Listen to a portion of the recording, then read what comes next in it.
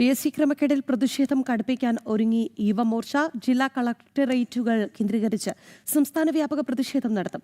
August 5, 6, 7, 8 തീയതികളിൽ collectorate മാർച്ചും സംഘടിപ്പിക്കും.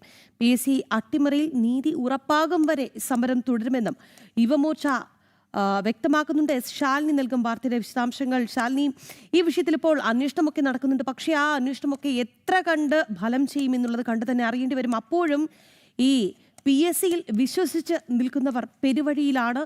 എന്തായാലും പ്രതിഷേധം കടുപ്പിക്കുകയാണല്ലോ യുവമോർച്ച. എങ്ങനെയാണ് പ്രതിഷേധ പരിപാടികൾ?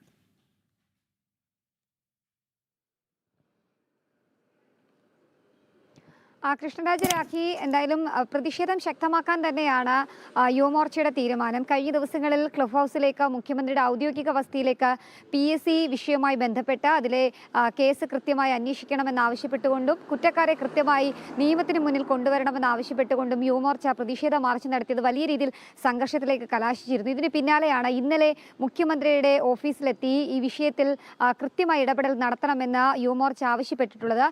സെക്രട്ടേറിയറ്റ് പടിക്കൽ തന്നെ ഏകദേശം PSC റാങ്ക് ഹോൾഡേഴ്സിന്റെ 3 രീതിയിലുള്ള സമരപ്പന്തലുകളാണ് ഉയർന്നിട്ടുള്ളത്. ഈ സമരങ്ങൾക്കൊക്കെ തന്നെ കൃത്യമായ മറുപടി മുഖ്യമന്ത്രി നൽകണം. അതിൽ പ്രകാരമുള്ള നിയമന സാധ്യതകൾ പരിശോധിച്ച് നിയമനം നടത്തണം. കൂടാതെ തന്നെ കഴിഞ്ഞ കാലങ്ങളിൽ PSCയിൽ കേന്ദ്രീകരിച്ച് നടന്നിട്ടുള്ള ക്രമക്കേടുകൾ, പരീക്ഷകളിലെ തിരിമറി, അട്ടിമറി അടക്കമുള്ള കാര്യങ്ങളിൽ കൃത്യമായ അന്വേഷണം വേണം എന്നീ ആവശ്യങ്ങളാണ് യുവമോർച്ച മുന്നോട്ട് വെച്ചിട്ടുള്ളത്. ഇതിന്റെ തുടർച്ചയെന്നോണമാണ് ഈ പ്രതിഷേധ പരിപാടികൾ ഇപ്പോൾ ശക്തമാക്കാൻ വീണ്ടും യുവമോർച്ച തീരുമാനിച്ചിട്ടുള്ളത്. മുഖ്യമന്ത്രിയെ ഔദ്യോഗികമായി കണ്ടതിന് പിന്നാലെ നാളെ മുതൽ ജില്ലാ കളക്ടറേറ്റുകൾ കേന്ദ്രീകരിച്ച് സംസ്ഥാന വ്യാപകമായി പ്രതിഷേധം ശക്തമാക്കാൻ തന്നെയാണ് യുവമോർച്ചയുടെ തീരുമാനം. ഓരോ ജില്ലാ കളക്ടറേറ്റുകളും നാളെ 5-ാം തീയതി ആരംഭിച്ച് 8-ാം തീയതി വരെ സംസ്ഥാന വ്യാപകമായി ജില്ലാ കളക്ടറേറ്റുകൾ ഉപരോധിക്കാനും പ്രതിഷേധിക്കാനുമാണ് ഇപ്പോൾ യുവമോർച്ച തീരുമാനിച്ചിട്ടുള്ളത്. BJPയുടെ അടക്കമുള്ളവരുടെ വലിയ രീതിയിലുള്ള പിന്തുണ യുവമോർച്ചയ്ക്ക് കഴിഞ്ഞ ദിവസങ്ങളിലൊക്കെ നൽകിയിട്ടുണ്ട്. കാരണം ഈ PSC സമരങ്ങൾ സെക്രട്ടേറിയറ്റ് പടിക്കൽ തുടരുന്ന സമരങ്ങൾക്ക് ഐക്യദാർഢ്യം പ്രഖ്യാപിച്ചുകൊണ്ട് ആദ്യം മുതൽ അവിടെയുള്ള ഒരു പാർട്ടി എന്നുള്ളത് BJPയാണ്.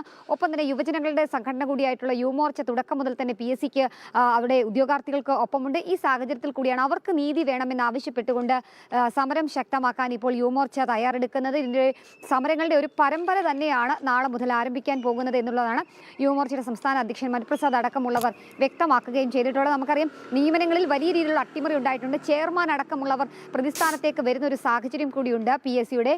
ആ സാഹചര്യത്തിൽ കൂടിയാണ് ആരാണ് ഈ ക്രമക്കേടിന് കൂട്ടുനിന്നത്, ഏത് ഉദ്യോഗസ്ഥ തലത്തിലാണ് ഈ അട്ടിമറി നടന്നിട്ടുള്ളത്, ആസൂത്രണ ബോർഡ് പരീക്ഷാ ക്രമക്കേടിൽ ഇടത് നേതാക്കന്മാരെ തിരികെ കയറ്റാൻ വേണ്ടി ആര് അട്ടിമറി നടത്തി എന്നതടക്കമുള്ള കാര്യങ്ങൾ കൃത്യമായി രാഷ്ട്രീയ പ്രേരിതമല്ലാതെ അന്വേഷിച്ച് കുറ്റക്കാരെ കണ്ടെത്തണമെന്നൊരു ആവശ്യം കൂടി ഈ ഒരു പ്രതിഷേധ സമരങ്ങൾക്ക് പിന്നിലുണ്ട്. എന്തായാലും നാളെ മുതൽ പ്രതിഷേധങ്ങളുടെ രൂപം മാറുകയാണ്, ശബ്ദം മാറുകയാണ്.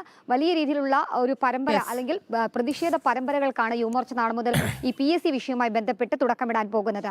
പരീക്ഷാ ക്രമക്കേടാണ്, ആസൂത്രണ ബോർഡിലെ പരീക്ഷാ ക്രമക്കേട്. ഇപ്പോൾ സഹകരിക്കാം എന്ന് പറയുന്നു. CPMന്റെ സംഘടനാ നേതാവിനെ 1-ാം റാങ്കുകാരനാക്കാൻ വേണ്ടി 58 മാർക്ക് എന്നാണ് ഓർമ്മ. 58 മാർക്കിന്റെ ചോദ്യങ്ങൾ ഒഴിവാക്കുകയാണ്.